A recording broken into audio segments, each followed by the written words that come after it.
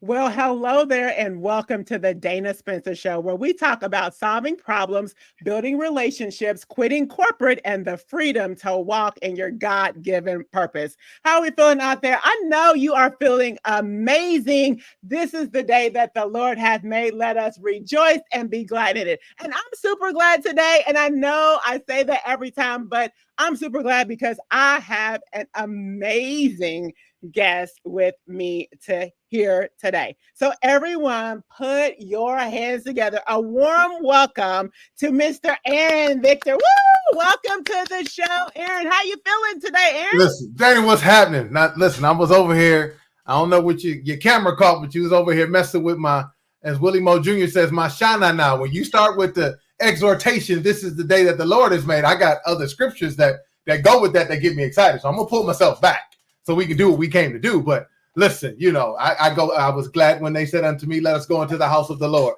I'm just, I'm just saying, you done fool around and got something started, but I think that's what you want to do. So we here now. Let's have some fun. So let's go. So let's go with it. But and I know you are a busy man, so I definitely appreciate you taking out this time to come on to the Dana Spencer Show. So we're just gonna jump right in. So tell us, let's do it. As a little boy, what was it that you wanted to be when you grew up? Okay, so I grew up in Detroit, Michigan, and so in the 80s and 90s, and my dad was a huge, when I say huge baseball fan, huge baseball fan. So though I'm 6'8", I ended up playing basketball in college and doing some semi-pro stuff. Growing up, I just wanted to be a baseball player. I wanted to be a professional baseball player. I wanted to be like Frank Thomas, who's 6'5", or old school Dave Winfield, 6'3", or Dave Parker that was 6'3". So growing up being the tallest kid, once I started playing baseball, I was like, oh, I'm going major leagues. But it just kind of doesn't work out as well sometimes for a dude from a cold weather environment, because other warm weather dudes get more time to get better at the craft. So growing up, it was all about baseball. Okay, so you said it was all about baseball, but then you're 6'8". And it's so funny to me because since we're at this Zoom experience, I'm like, you don't look like you're 6'8", but you're sitting down. So we have no way of being able to know that. So I love that you share that. So that way, when I meet you in person, I'll be like, yep, he's 6'8". Too funny. Yeah, I get that a lot. Like, you didn't look that big or tall on the screen, but man, you're tall. Occupational hazard. So when did it happen? So when you're a little kid, you're playing baseball, you're in the pee-wees and playing t-ball and all of that initially?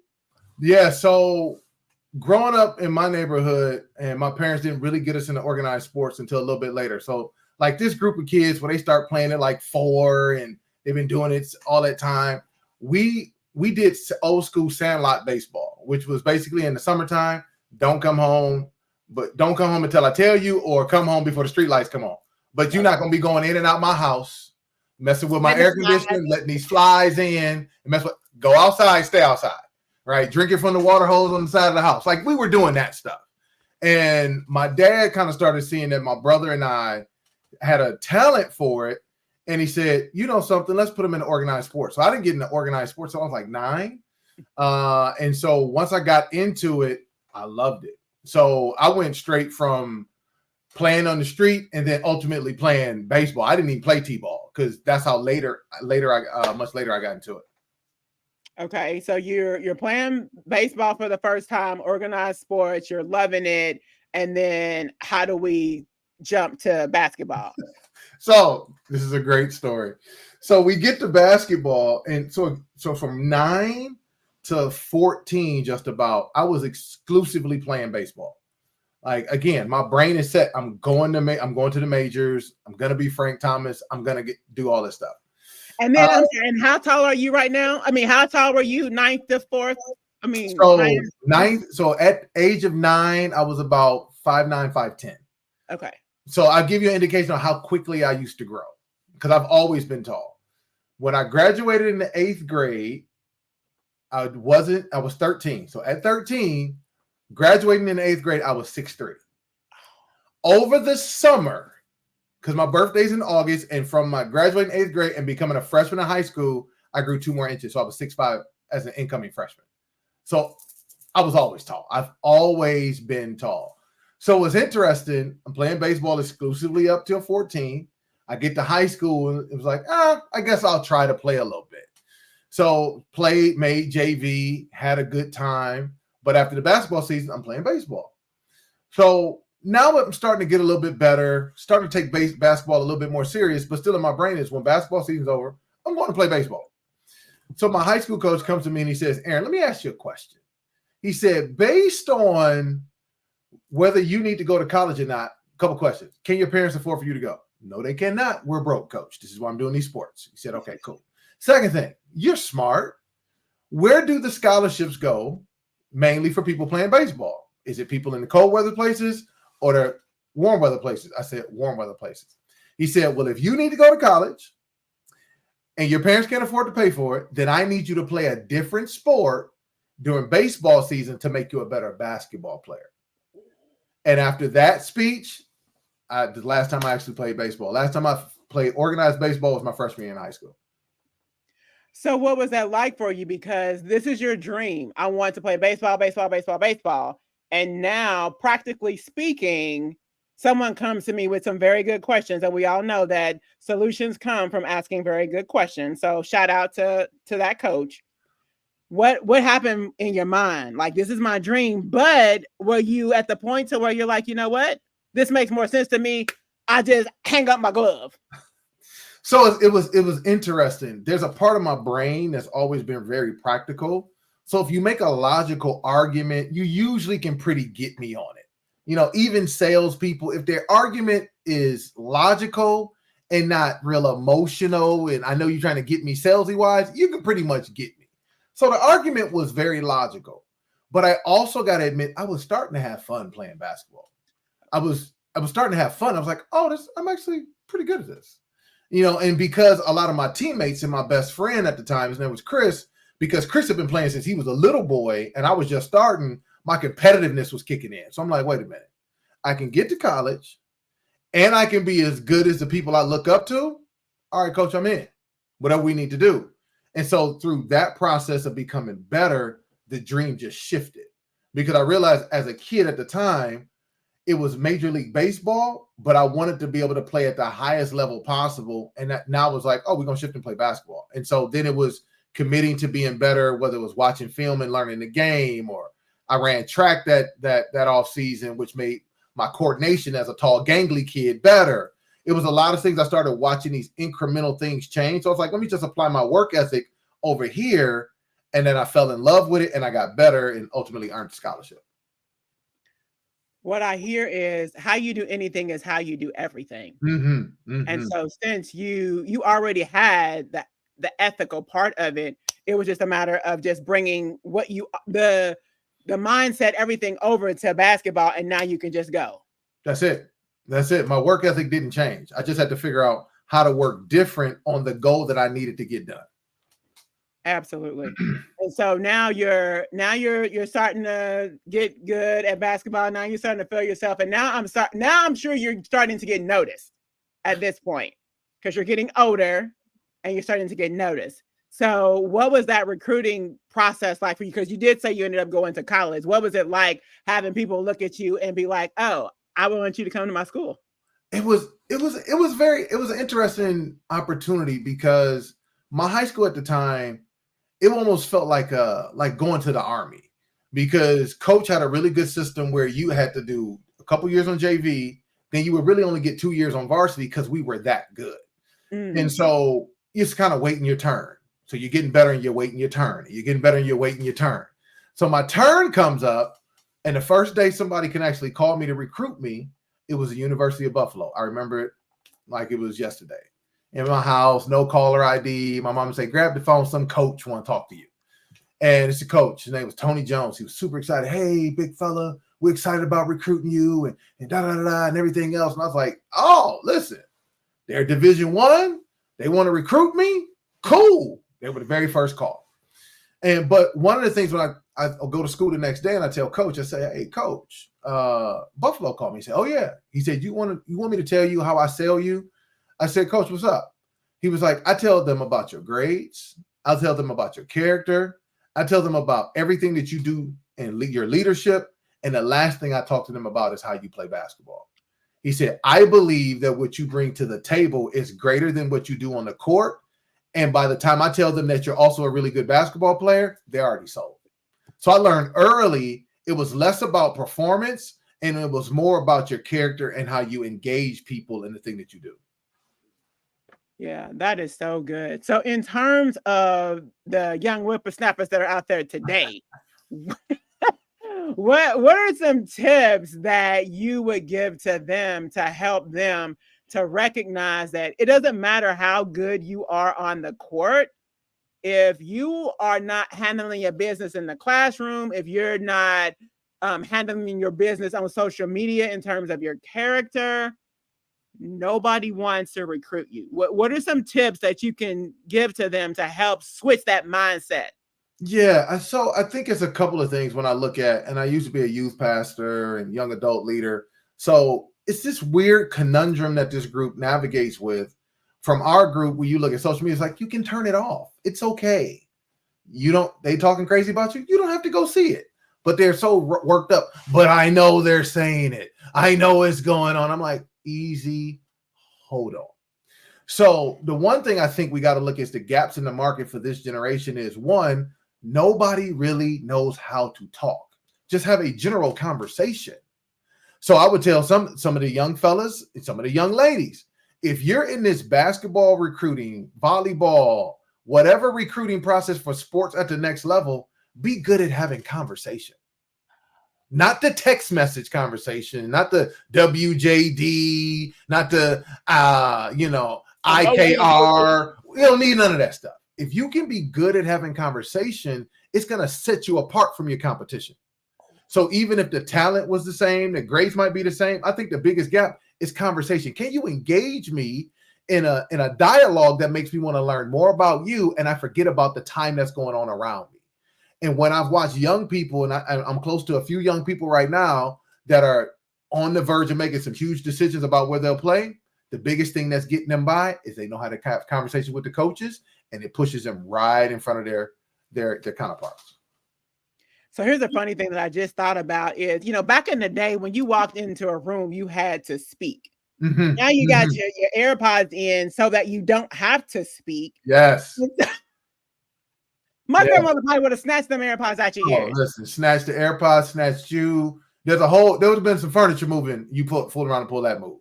But to your point, walking in the room, being present, even if you just say hello in a general sense, or you shake somebody's hand and you look them straight in the eyes, like these general things right here will literally set you apart. And people are frustrated. Like the thing that's going on while we're recording this is, Bronny James, LeBron James' son got drafted. Is he that good? We don't know. He only got it because his daddy. But I can tell you one thing that everybody's always said about Bronny, he's a good kid.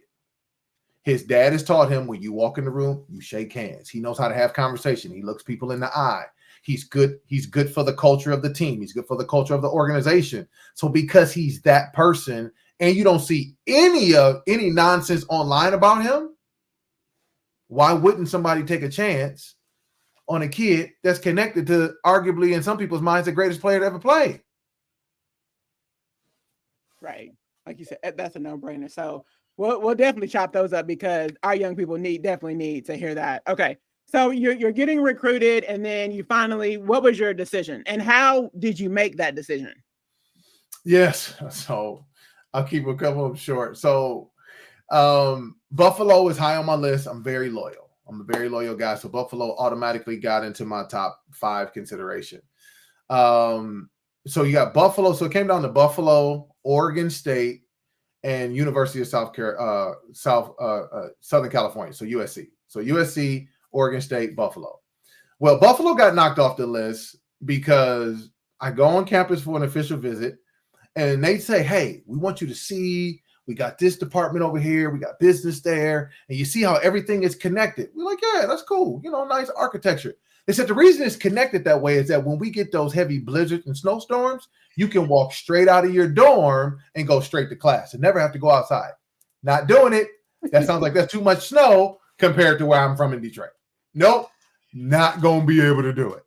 So then we get down to Oregon State and USC. Now, Oregon State and USC start playing the forerunner because I also had to go. I wanted to play at the highest level possible, other than going pro at the time. So that was like the Big Ten. At the time, it was the Pac-10. You got the Big 12, got those different places. So I got two schools in the Pac-10 that are recruiting me. And they had just won a national championship the year before. So I'm going, oh, all right, so let me go figure it out. So you got USC that's kind of flirting with me a little bit, but Oregon State that's on me real tough. Now, again, you go LA versus Corvallis, Oregon. Come on, LA, give me some love. Show me a little bit more love. But Oregon State was on me. And I remember they came to my house, and here's what solidified the deal to me. They came to my house, sat in my living room, and so in my recruiting visit was my mom, my uncle, and myself. And so the two coaches were there. And so my uncle, at the time, I'm 6'7", maybe 195 pounds soaking wet. I'm being kind. Super skinny, head big, looking like a blow pop. Like, it's just that's who I was as a kid. And so my uncle's trying to make the play. Hey, he needs to put on weight. He needs to red shirt so he gets stronger and be able to compete. And I remember Coach Harris was sitting there. He looked at my uncle and he said, with all due respect, he said, Aaron comes to Oregon State. He's going to be one of our better players. He's going to play for us. Ding! You don't have to say nothing else. I grew up, I'm a Fab Five kid. So you telling me the Fab Five that I've just watched that I'm in love with, that now as a freshman, I get to do the same thing at a very high level? I'm in. Where do I sign? And so ended up signing with them and played out there for a year before I had to transfer. Okay, so what was Oregon like? Because I've heard mixed views about Oregon. Like, yeah, I'm just gonna start with that. How was it? That's funny. No, I can tell why you get mixed reviews. So Oregon, so first of all, I love living on the West Coast. Loved it. My classmates that I met out there, I'm still tight with to this day. But it was a culture shock coming from Detroit and getting off the plane in Oregon, Portland, Oregon. And watching the dude. Now, again, I got to tell people, this is 95. So this is long before this evolution of Pride Month and gender fluidity and all these things that makes it acceptable to now. I get off the plane. I see a dude. First thing I see a guy with green hair and a skirt. And this is in the 90s. This is in the 90s. So I'm going, oh, Dorothy, we ain't in Kansas no more. Oh, this is different. But the state itself, when it's not raining, it is one of the most beautiful places you ever see. Beautiful. The rosebuds, when the roses start budding, it is beautiful. But that thing rained though. The Pacific Northwest, that's at Oregon, Northwest Seattle, that area, it rains a lot. When the sun come out, you're not going to see any deeper or better colors. Beautiful out there. Awesome. Okay. So you when it's not raining, you're enjoying being in Oregon. And so then how does the transfer happen? And then where do you transfer to? Yeah. So my the coaches that recruited me ultimately got fired. And so when they got fired, the new coaches sat me down in the office and they said, hey, look, you've been great for the program. And it's funny you asked me, we're having this conversation. I just wrote this in my book. I'm looking to release in October. Okay, but I remember, I said, okay, book. Yeah, we working over here. So just remember this story, but coach calls me after a workout. He says, hey, want you to come into the office. It seems like it's nothing weird or odd about it. And we get to talking. He's nice and pleasant. And he says, hey, so listen, I know you want to play. You've been good for the program, but based on the kids that we got coming in and the kids that are already here, we don't see you playing much here. And you're a long ways away from home. So I know you just don't want to sit the bench being this far away from home. He said, so I'm getting ready to go out of town to recruit. I'm going to come back in town on Friday. You tell me, I'm going to give you the week to make your decision whether you want to stay or whether you want to leave. I said, okay. Now in my head, I'm going crazy. I'm like, oh, I can tell you now, coach. Like, you ain't got to wait till Friday. I'm out. But it was a shock because I'm going, I didn't do anything wrong. You told me I'm good for the program. And now I got to shift this thing to figure out what my next steps were. So that's how that process started. And over the week, what I got a chance to be able to do is I called one of my old AAU coaches, and he was coaching at the time at University of Cal Berkeley. And I said, Coach, told him everything I just told you. He says, the one question I want you to ask your coach when he comes back on Friday is, can I handle your recruiting? He said, just ask him that question. I don't want no trouble. If he says yes, I got you. I said, all right. So we speed ahead. Coach comes back and he says, hey, so have you thought about what we talked about? I said, yep.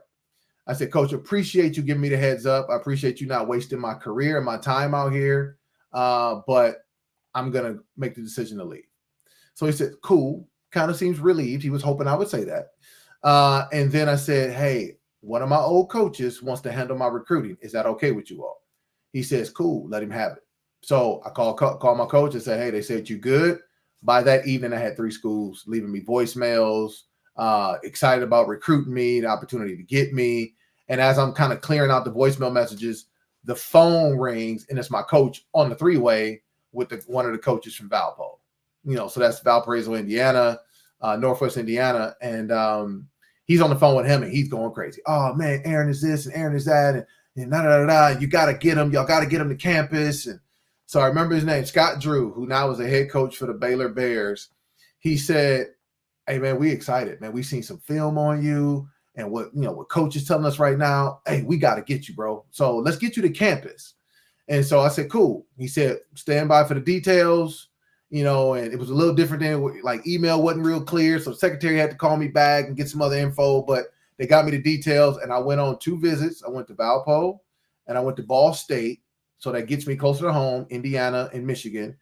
And after both the visits, the better fit was Valpo. And it was arguably one of the greatest decisions I made in my life.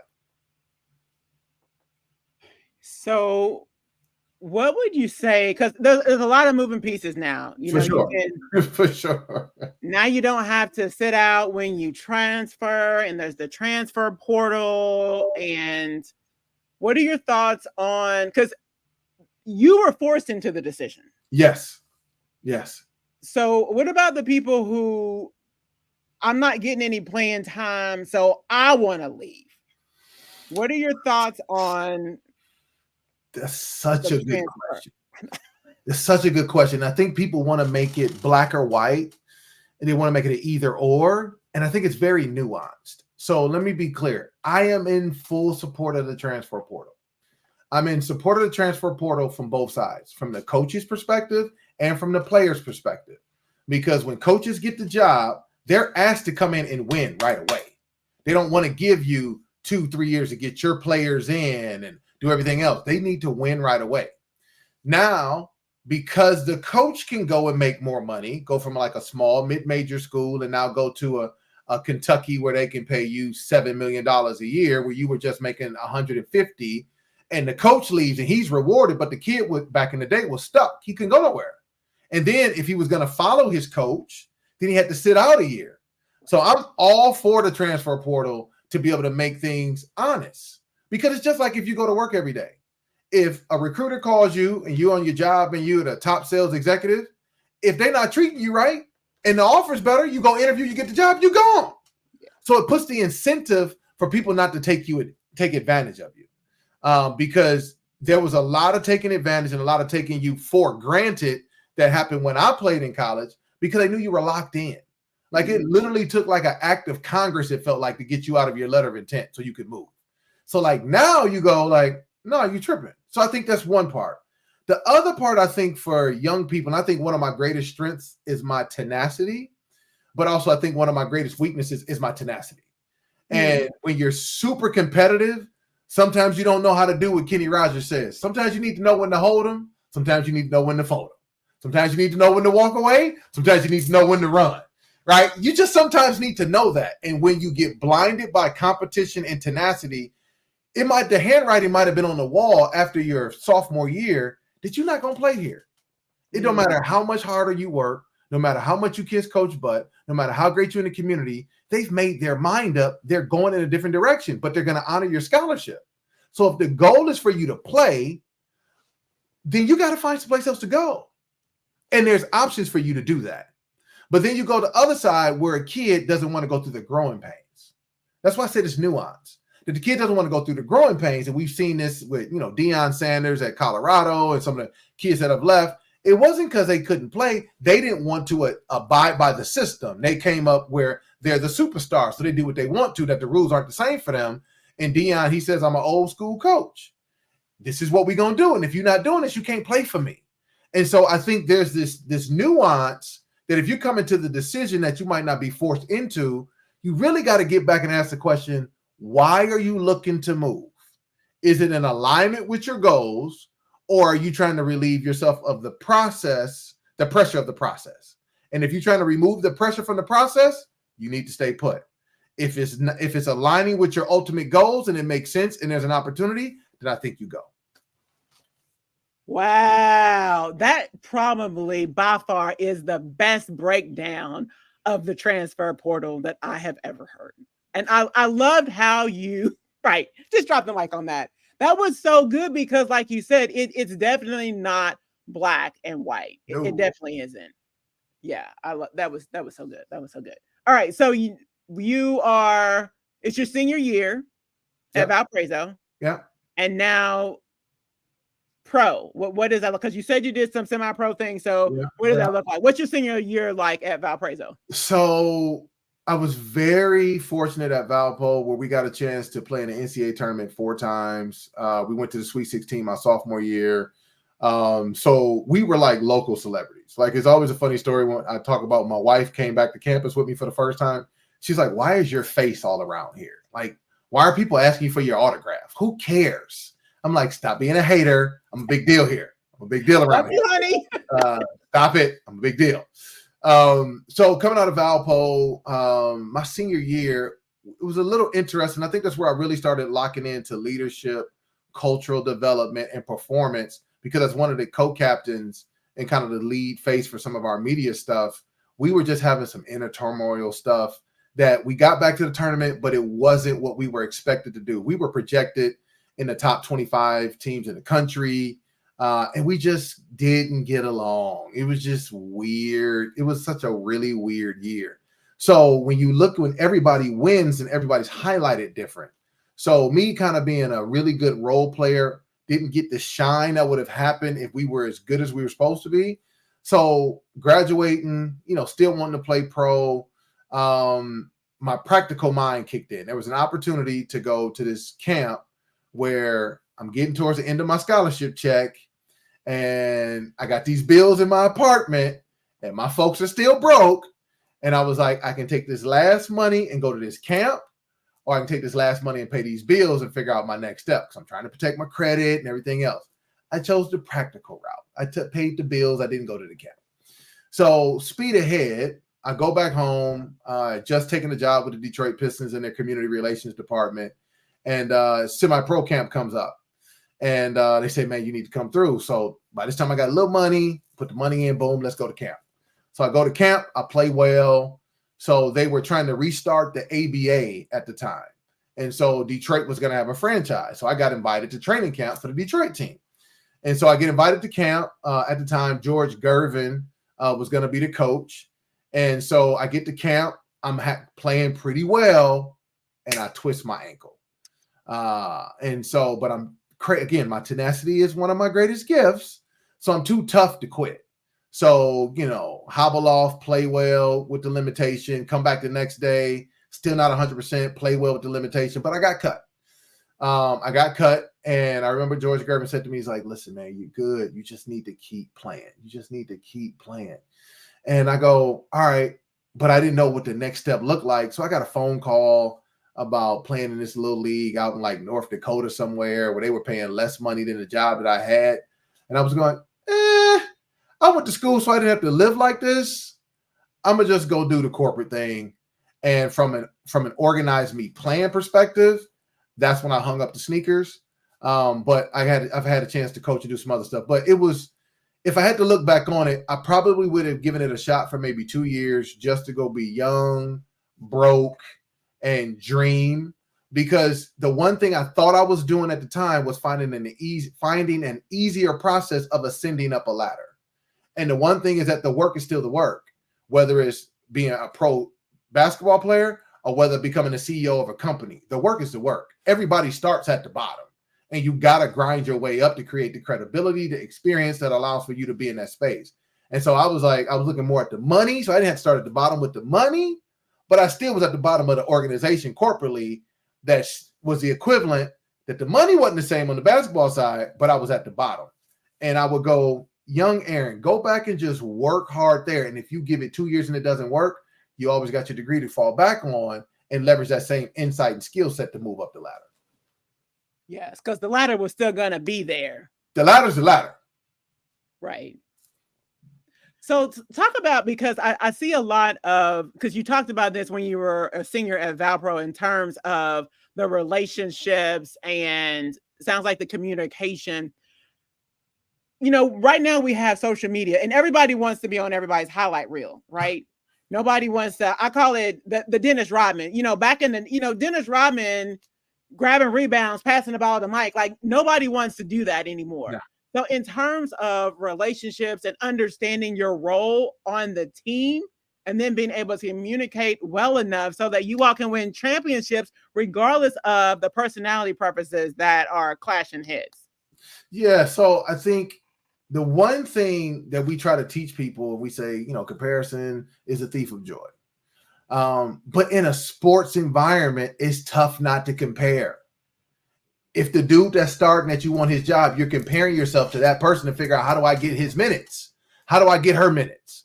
So when we go, comparison is a thief of joy, it actually is. And most of us, if we argue, unless you starting or you're the star, you actually weren't that happy.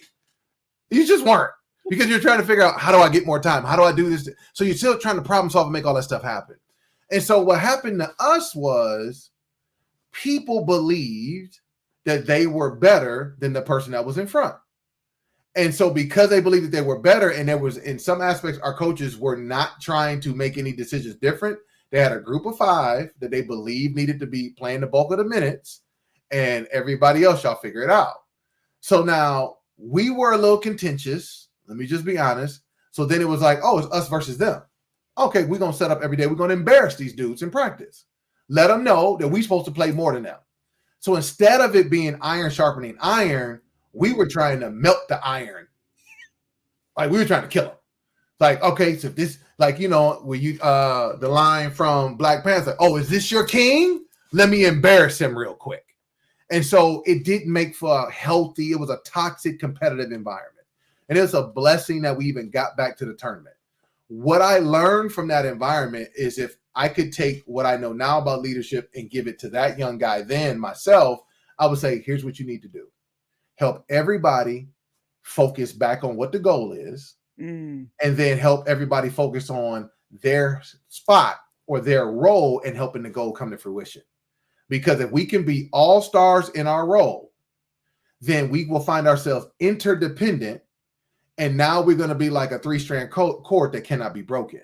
But we were fraying because we're going, they not supposed to play. I'm better than them. Why coach doing this? So it affected our chemistry off the court. Where the year before, we were so tight. Like, we were so tight.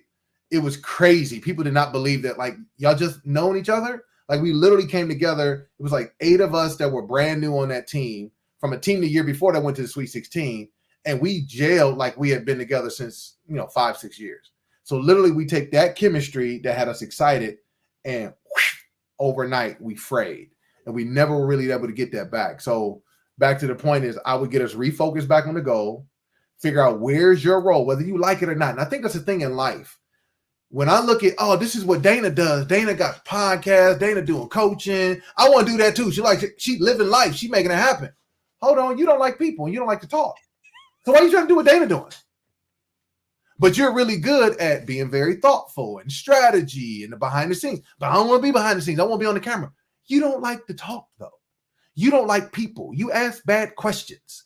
So instead of being in the space that presents you, which allows for you to easily be an all-star in your space, you want to do what somebody else is doing, and it disrupts what humanity needs from you, because we're one body with many members, and we're looking for your member to be excellent in what you do so it can meet the needs of the people that need you. Yeah, that's so good. I was just talking to an athlete, and I guess you either you get it or you don't, in terms of, oh, I want to do what's best for the team. So either you, I guess you either you have that or you don't. But then I've talked to athletes where they say you got to buy into the process. Yes. So in terms of your team, was it that you all just didn't buy into the process that the coaches had? Well, it's interesting. We're doubling down on this year. So we were actually all bought in. If we go contrast, the year before, we called ourselves the Young Guns. Right. So that's where I'm like, Yeah, what happened? That yeah. what We happened? bought, we really we were the Young Guns. Like we did, it was crazy. Like they had posters all over the place. It was wild. I wish social media would have been on back then because that stuff would have been crazy to watch what we were doing. So we come back. So we only lose one senior from my junior year's team. So we lose one person. We're bringing everybody back. Here's what started the problem. The problem started is that we were ranked in the top 25 in Sports Illustrated College Basketball Edition. Instead of them having a picture of the whole team, they submitted a picture of one person. So you go from we're Young Guns the year before, that we do this as a collective, we do this as a group, to now we gonna highlight one person and he looks like he's our savior. And I'm going, it wasn't his fault. That was the media department, that was coaches, but the team never recovered from that. Okay. Never. All right. Fair enough. Fair enough. All right. So we're going to transition into, you said you were married and your wife was a hater when you went back. So tell us, we love a good love story on the Dana Spencer Show. So tell us how you met your wife. So I met my wife. So we dated off and on, but I met her on my first, I call it full job or full-time job out of college. Because I worked for the Pistons, kind of like a short-term assignment. It was like a 6-month piece. But my first like long-term job, I met her there. We were colleagues. I was dating somebody. She was dating somebody. We legitimately weren't thinking about each other. But we were the only two Black folks in our department, and maybe one. We were only two of maybe four in the whole company at the time. So, there was a natural kindred between the two of us because we just worked together every day. And so we genuinely foundationally became friends because there was nothing romantic there. She had a situation, I had a situation. Like we were committed to what we were doing. And over time we looked at them like, kind of cute. Kind of cute too. Hey girl, hey boy. So some of that stuff started happening. And then we had to figure out our dynamics because, at the time, now it's a lot easier, but really at the time, like workplace romances weren't really, looked upon highly, and especially being a person of color, and Black women got a different struggle in corporate than Black men do, and so we had to try to figure out those nuances and those lines, and so we figured that out after about a couple years, and got married and been married 19 years now.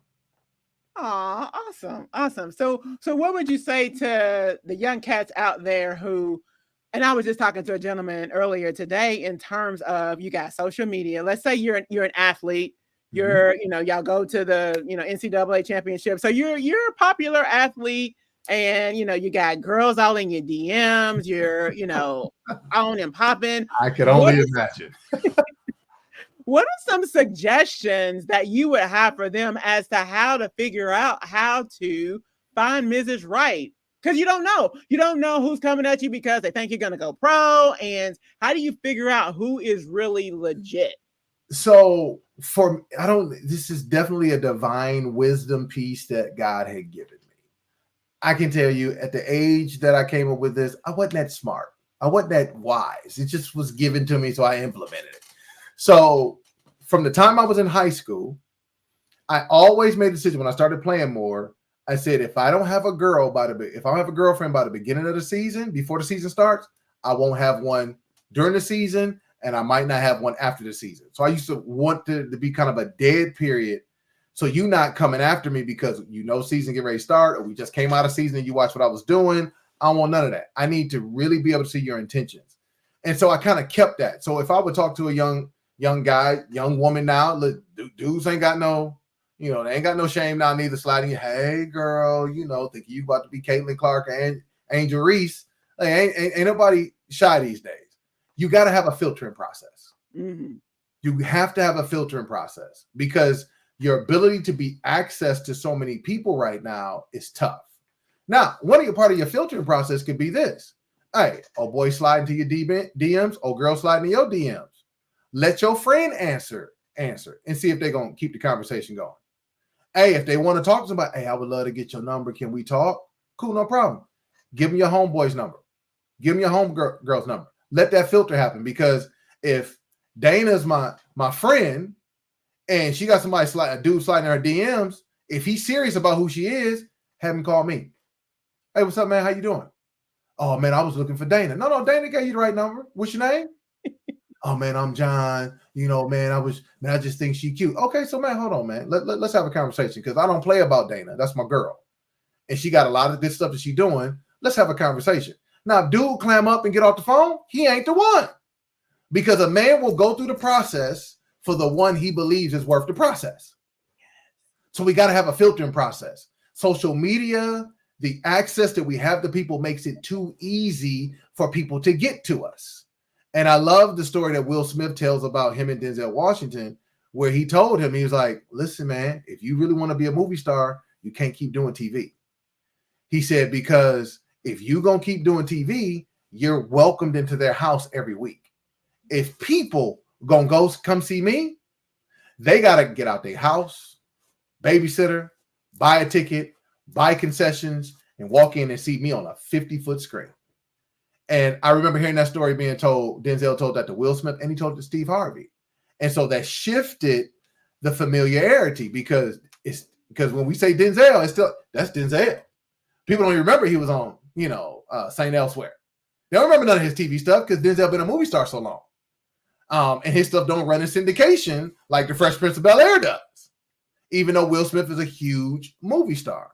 So it's the access to people that you got to be able to filter through, because those who's supposed to get through, they're going to get through. They're going to be determined enough to happen, and that shows a lot about them and what they value about you. Oh, man, that was so good. That was so good. I'm gonna have to use that myself. All right, so tell us, because I don't slide in my DMs. I'm the type of person, I want to meet you in person. If you come talk about I'm cute in the DM, no. But I like the filter process. I like that, and I know who the person to filter through. Yeah, I love that. So tell us about this book. So are you still in corporate? Yeah, so I'm in corporate right now. So there was a brief period after the job that I met my wife on. I took the leap, dove out there real dumb, because it was a reaction and not a response to a stimulus. And I don't always teach people, have a response, not a reaction. And I had a reaction that I would not trade it for anything in the world. Right? When I tell you I jumped off the ledge with no parachute, I was out there.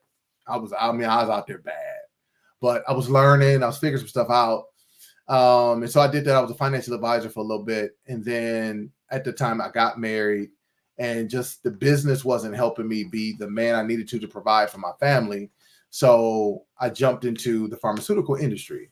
So I've been working, whether sales, reimbursement, or marketing within the pharmaceutical industry for the last 18 years. But in that same space, one of my friends who coined a few years ago the double hustle, which is the ability to be able to be excellent in your day job, but also have something else that you pursue. I've been double hustle for the longest. My original goal of playing basketball was to go overseas, make a bunch of money, start my own business. So entrepreneurialism never is going to leave me. And so now, instead of having a reaction, I got a wife, I got family that I need to be responsible for. That's the last conversation I want to have with my wife. Is like, yeah, that was on my nerves, so I quit. Wait a minute, hold on, sir. Did you forget about this mortgage? You forget about this heat and these bills and this food, right? So I have been working feverishly, probably over the last, we'll say 5 years since we moved, really reestablishing my voice, which I had to start leveraging online, as well as being able to take the things that I've done, consulting with companies like Ford, UAW, and other big organizations on helping people understand productivity, performance, and culture and profit. Now, how do you shift that online in that environment, which was weird because then the pandemic happens. So everything becomes a little bit uncomfortable and foreign. And so still in corporate right now. But I'm in the process of releasing my second book. I released my first one last year called Built for This, Why This Time is Different. And it's a hybrid journal and book, because I wanted to kind of give people some things to think about, some thought primers, breakdown of the thought primer of the quote, and then reflect on like 3 questions on how do you apply this to your life. And so that was very blessed and very fortunate that actually was an Amazon bestseller last year in multiple categories. Thank you so much. I appreciate that. That I was like, okay, we need to do something again. But I wanted it to be different. And the reason why I wanted it to be different, because some of the feedback I got is that when you release a book, whoever decides to release a book, people want to get in your business. They want to know, who was Dana as a little girl? What was you doing? What was your story? And I used to tell them, like, hey, if you look to get in my business, it's the wrong book, people. It's about you getting in your business. Because the one thing I think we don't do well is self-reflection. Take the time for self-reflection. And the book was designed for 30 minutes, for 30 days, and watch the transformation. So then you can see life through a different perspective and really know that this time is different.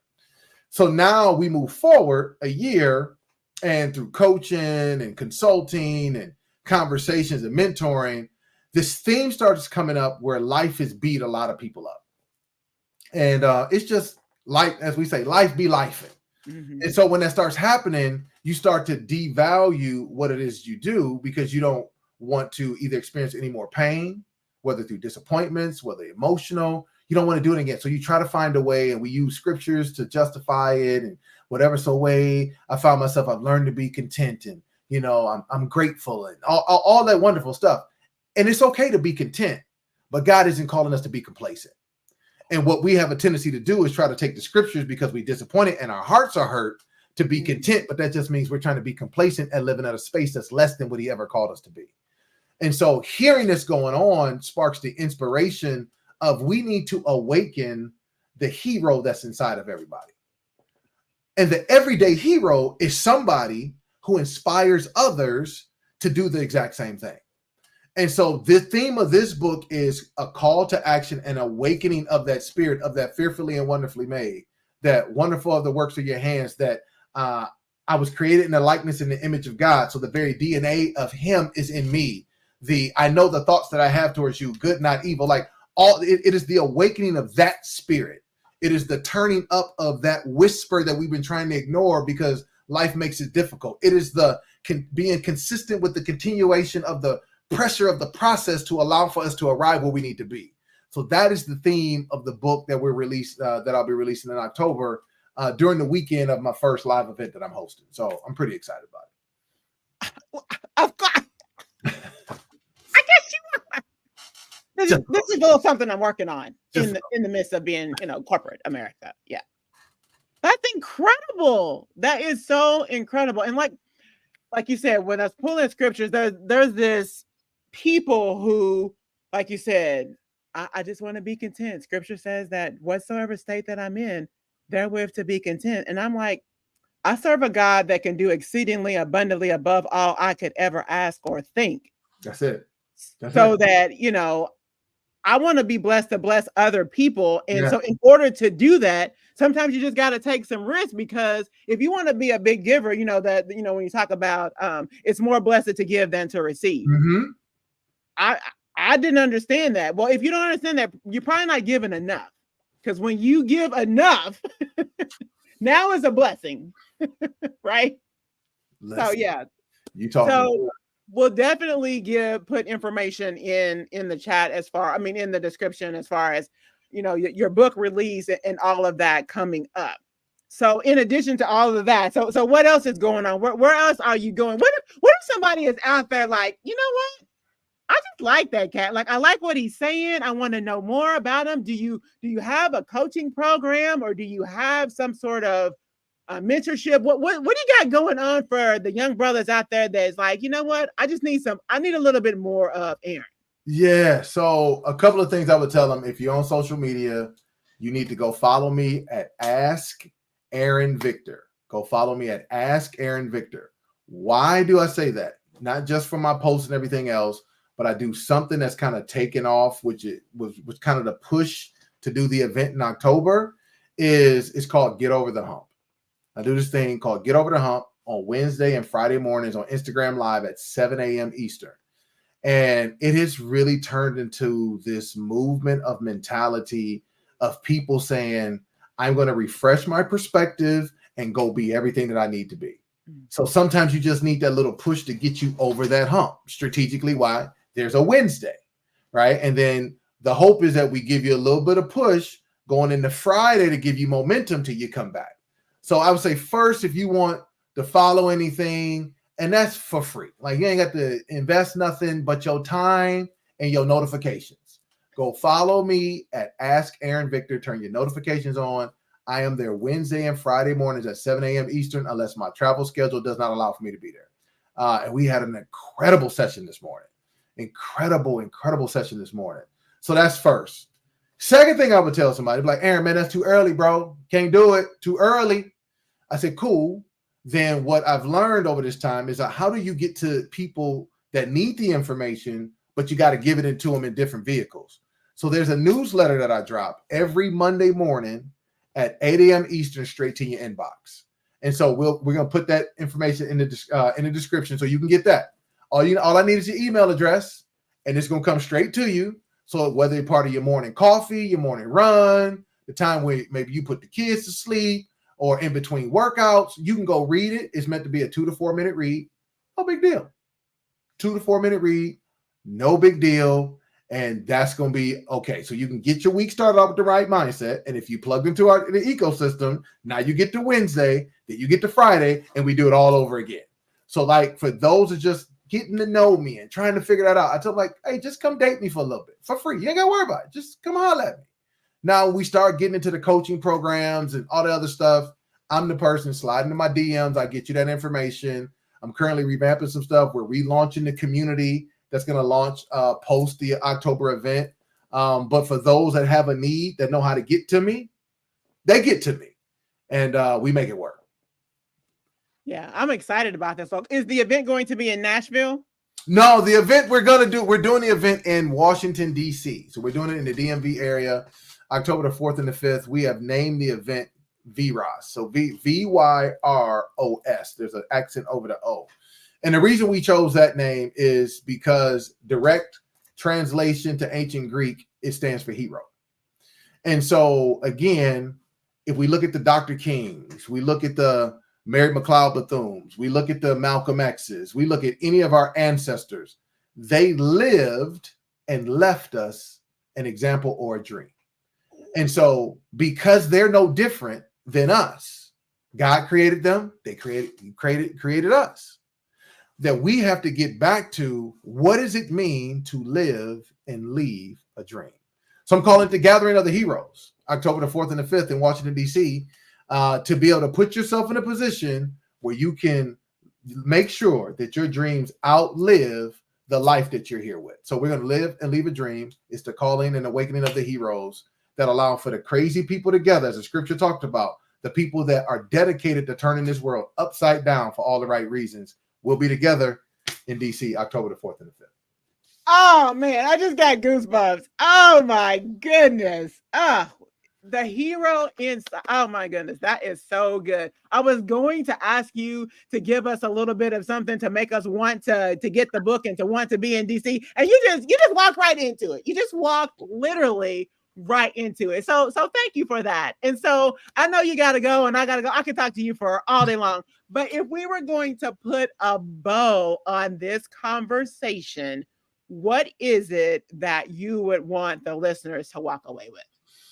I think for my life and the time and the things that we got into is I want people to feel comfortable to know that it's okay to pivot. It's okay to pivot. And when you understand the beauty of a pivot, it just changes your direction. It doesn't create an indictment or a shame of what you were doing. It allows for you to be more effective in what you desire. That's what a pivot does. If I'm playing basketball and I want to go forward to the goal, but the defender is coming, I might have to pivot out of that traffic to make sure I have a better angle to get to where I'm trying to get to. And so when you look at, I wanted to play baseball, I had to make a pivot. I played basketball. I wanted to play basketball at Oregon State. I had to make a pivot. I went to Valpo. And all these different pivots in my life put me in a position that now I look at these experiences to be able to give to others, because when you understand that it's okay to pivot, then you give yourself the safety and the freedom to explore. And the reason why a lot of people have not allowed for that hero to awaken in them, they haven't given themselves the freedom to explore. It's okay, because if you make a mistake, it's just feedback. So since shifting from basketball, I now am throwing my hand in the ring at playing golf. I'm not good. Let me be clear. I'm not good, but I have fun. The one thing I love about golf is you get instant feedback. If you hit that ball and it goes right when you were trying to get it left, if you know enough, okay, I had my club face was open, my grip was a little loose, let me fix that. So I don't take it personal when the thing goes the wrong direction. I go, oh, feedback, make this adjustment. And if we make the adjustment with the right thinking, the next one goes straight. And that's what most people want, is that straight line between point A and point B. But sometimes it's the pivot and the direct feed and the instant feedback that gives you the ability to get there faster. And so being able to pivot, give yourself the freedom to explore. And when you do that and being consistent, you'll end up in the places that you desire.